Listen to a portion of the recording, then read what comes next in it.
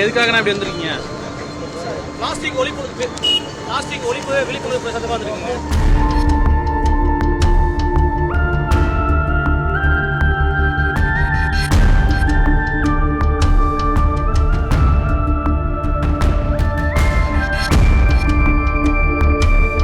பயன்பாடு அதிகரித்துள்ளதால் பொதுமக்களுக்கு பல்வேறு வகையான நோய்கள் பாதிக்கப்படுகிறார்கள்.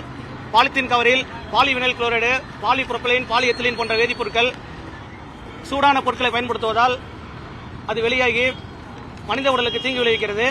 இரத்த புற்றுநோய், நுரையீரல் புற்றுநோய், மரபணு மாற்றங்கள் மற்றும் பல்வேறு வகையான உடல் உபாதைகளில் மக்கள் பாதிக்கப்படுகிறார்கள். வாழை இலையை பொதுவாக எந்த ஹோட்டல்களையும் அதிகமாக பயன்படுத்துறதில்லை. சிக்கன நடவடிக்கையாக வாழை இலைக்கு பதிலாக பாலித்தீன் கவர் அதிகமாக யூஸ் பண்ணுறாங்க.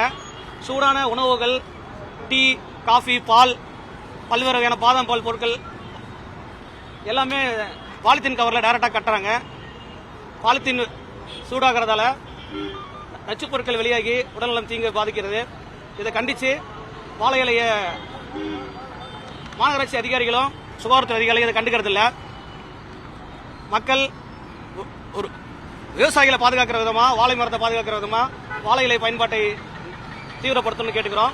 பிளாஸ்டிக் நம்முடைய வருங்கால சந்ததிகளுக்கு நம்ம விட்டுட்டு போகிறது நல்ல இயற்கை வளங்களையும் பாதுகாப்பான ஒரு சமுதாயத்தையும் உருவாக்கி தரணும். பிளாஸ்டிக் அரக்கனை ஒழிக்கணும். இந்த விழிப்புணர்வுக்காக வாழை இலையை பயன்படுத்தினா பிளாஸ்டிக் பயன்பாடு குறையும். பொதுமக்கள் எல்லாருமே விழிப்புணர்வாக வாழை இலையை பயன்படுத்தணும்னு கேட்டுக்கிறோம். செய்திகளை உடனுக்குடன் தெரிந்து கொள்ள உடனே சப்ஸ்கிரைப் பண்ணுங்க.